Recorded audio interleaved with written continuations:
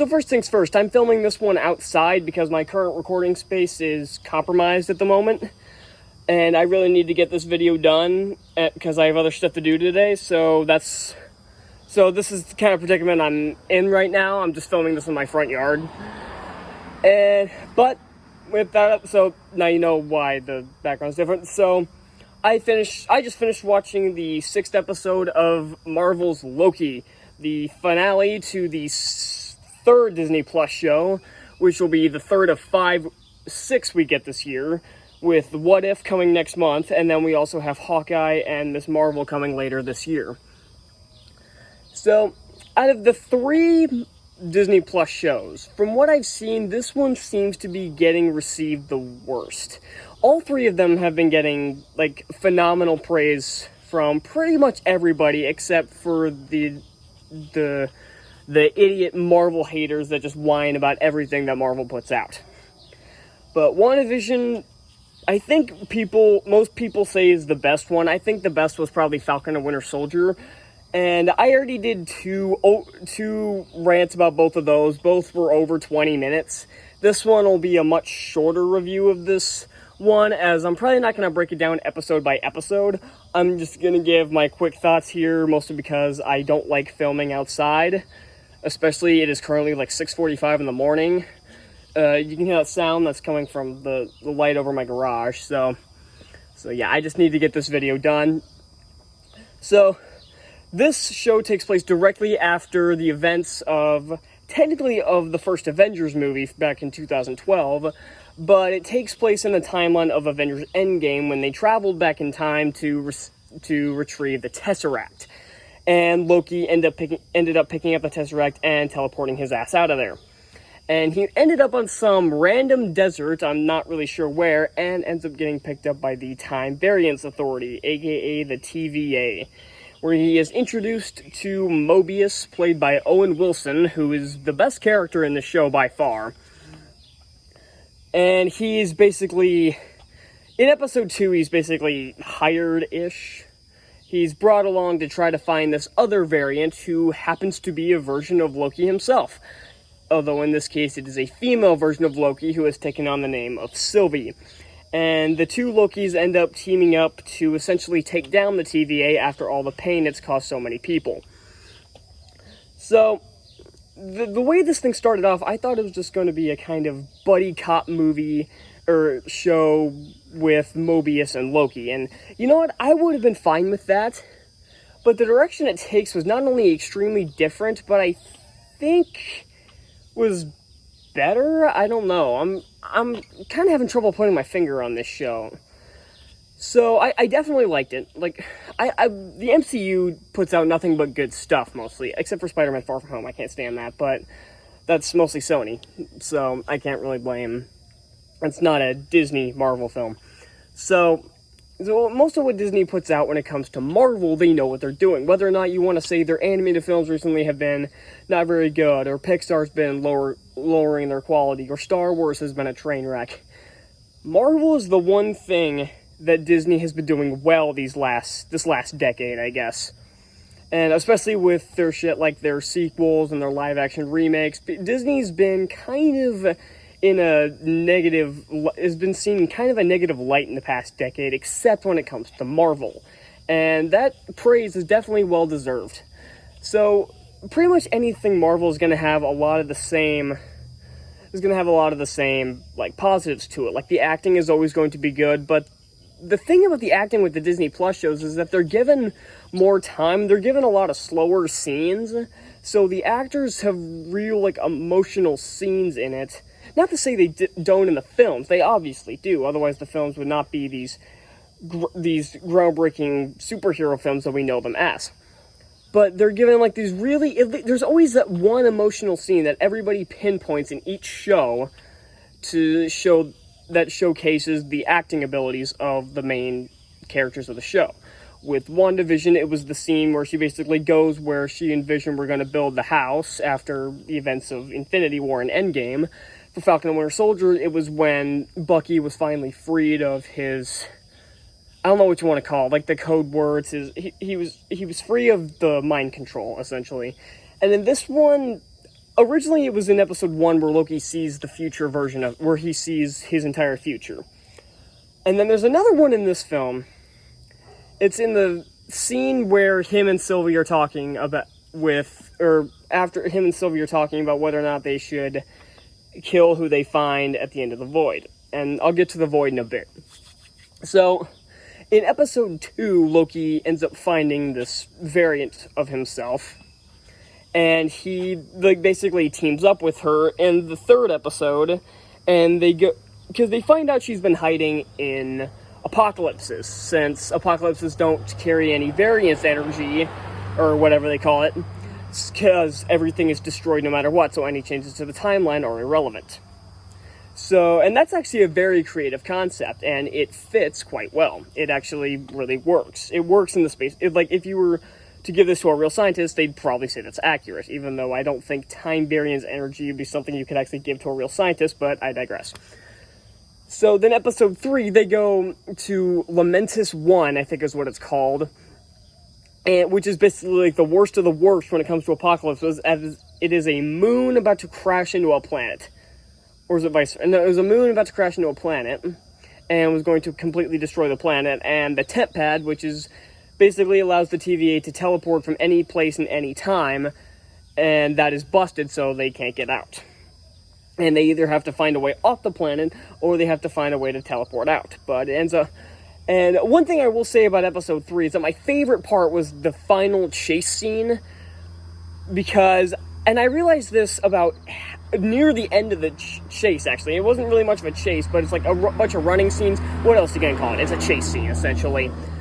And I realized this at the tail end of it, it was all done in one shot. It didn't occur to me the entire time I watched it. I'm like, okay, this is shot pretty well. It's pretty cool. And then with like 5 seconds left, I realized, holy crap, this is all being done in one shot. I just noticed this. How did I not notice this?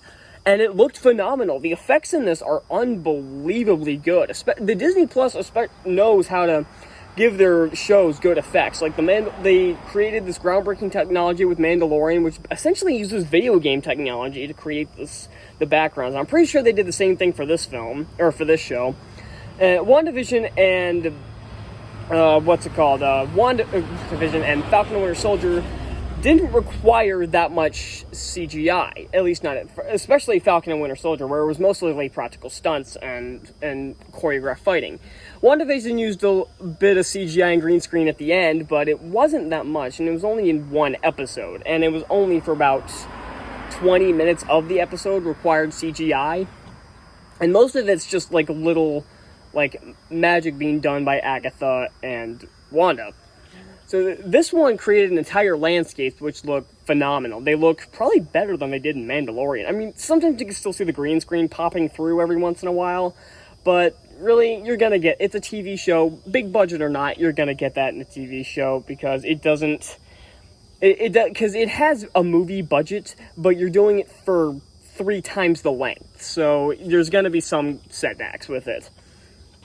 And so yeah, I got through that, and then episode 4, like immediately they're captured by the TVA, and then they end up escaping to go after the timekeepers, who the TVA is convinced, or who have been told, that they run the timeline. But at the end of it, you end up finding out that they are just animatronics, like something you see at Disney World. So they are not the real masterminds behind it, and at the end, Loki ends up getting pruned, which is like the way of, they have like the thing at the end of the sticks they have, or the staffs, whatever you want to call them, where if they stab someone with it, they essentially evaporate or something, but they don't die. They're basically sent to die into the Void, which ironically was an episode title for The Flash, but that's completely irrelevant, and that just popped in my head. And in episode 5, in the end credits of episode 4, Loki meets up with a bunch of different versions of him again. Classic Loki, played by Richard E. Grant, of all people. Even though he plays this phenomenally well, I was surprised that he was brought into this. I like Richard E. Grant, so he did really well, but I'll get to it in a second. Kid Loki, Boastful Loki, this big black dude, and Alligator Loki, who is essentially their version of Perry the Platypus, I guess. So And then at the end, in the episode 5, he like goes off with them to try to escape Alioth, which is this big cloud thing that essentially destroys anything it comes across, because that's the whole point of the void. And at one point they find like President Loki and a bunch of like other ones that have been following him around, and they're on screen for all of, especially that shot in the trailer where it's Loki with like the small helmet. He's like, come on, what did you expect? That's President Loki, not regular Loki, which I thought was odd, but it was fine. But he was only on screen for about 30 seconds, which I thought was weird. And then, of course, Sylvie and Mobius meet up with them, since they were also pruned. They were pruned on screen, might I add, though. So that wasn't like they skipped over it, I skipped over it, but that's not really the point. One thing that I will say would have been awesome, I saw a meme of this, but this would have been actually awesome, if it was Mobius driving Lightning McQueen. That would have been freaking awesome. And if you don't know, you're living under a rock, but if you don't know, Owen Wilson, who plays Mobius in this, also voiced Lightning McQueen. So that would have been freaking hilarious. It would have been out of place, but it would have been awesome. So they get past Alioth with classic Loki sacrificing himself and achieving his glorious purpose, which is a huge like running thing throughout the show, especially in episode 1 and then this episode. And then the final episode is a final confrontation with Loki, Sylvie, and who Miss Minutes refers to as the one who remains. And if your brain did enough to know who that is, it's Kang the Conqueror. They don't say his name out loud, but the second you see him, you know it's Kang the Conqueror. The second she said the one who remains, I knew it was going to be Kang the Conqueror. I don't know why they didn't say his name out loud. I don't know why they didn't call him Kang. He did say that he had been referred to as a conqueror. So they're not even, especially with the purple suit he was wearing with like this big ass purple scarf. It looks like Kang. He has a normal head, but other than that, you can just tell right away it's Kang the Conqueror. I know a lot of people were saying, I'm like, oh, since we were wanting Kang, we're not going to get him. Like, same thing, everybody wanted Mephisto for WandaVision. I was actually happy they didn't go that route, because I was so sick of people saying that's what it was going to be, and I was happy that they were wrong. This time, I was actually happy to see Kang the Conqueror. He was different in the show, because if you don't read the comics, you may not even know who this is, because they don't say his name. But he was definitely different. He had a lot of charisma to him. He was like a cross between Jamie Foxx and Will Smith. Like, he kind of looks like Jamie. It's Jonathan Majors, if you don't know, who, especially that was a dead giveaway right off the bat, because it had already been confirmed that Jonathan Majors would play Kang the Conqueror at some point. And the second you see him, even if you didn't expect Kang the Conqueror to be there, the second you see Jonathan Majors, you know who it has to be. It's a dead giveaway. But at least they're not trying to act like it's not, even though they don't say his name. I think they just did that for, like, they're saving him for Doctor Strange in the Multiverse of Madness, which I feel like this show was a setup for by the end of it. I don't particularly like how this show ends. That is probably the one big complaint I have, is I don't like how it ends. It just kind of arbitrarily stops. I know this show is scheduled for a season 2. But the entire ending of this show was purely to set up Multiverse of Madness. And I know Marvel movies always have a setup for another one, but it's done in the form of an after-credit sequence. There was no mid-credits or after-credit scene for any of these episodes except for one brief one in episode 4, where it was him meeting the other variants, and it lasted all of like 10 seconds. And so there was none for the end of this, which I thought was not a good decision. That is like Marvel's staple. They basically invented that. They didn't invent the end credits scene, but they popularized the hell out of it. And so I was shocked that they didn't have one. And it just kind of ends with the multiverse breaking into different branches, and Mobius and Hunter B-15, I think that's what she's called, they had no idea who Loki is, and the statues, they're no longer Timekeeper statues, it's just a statue of Kang. So, yeah, it's just a whole setup for Multiverse of Madness. It wasn't that bad, but I wish they could have given a little bit of resolution for it. So, wrapping up, this is a really good show. I still really like the show. It's definitely the weakest out of the 3 Marvel shows. Like, I think Falcon and Winter Soldier was the strongest, and I think this one was the weakest, especially since Sylvie started acting like just an idiot at the end, and I don't particularly like how it just kind of arbitrarily stops without giving any resolution. So, that's all I've got for Loki. I'm going to give the show a 4.5 out of 5. Still a fun time. Thank you all so much for watching. Be sure to hit that like button, hit that subscribe button for more reviews like this, and comment down below which one of the Marvel shows is your favorite. Do you think WandaVision is still the best? Do you think Falcon and Winter Soldier took it from them? Or do you think the newcomer Loki is the one to rule them all? So that's all I've got, and I'll see y'all next time. Bye.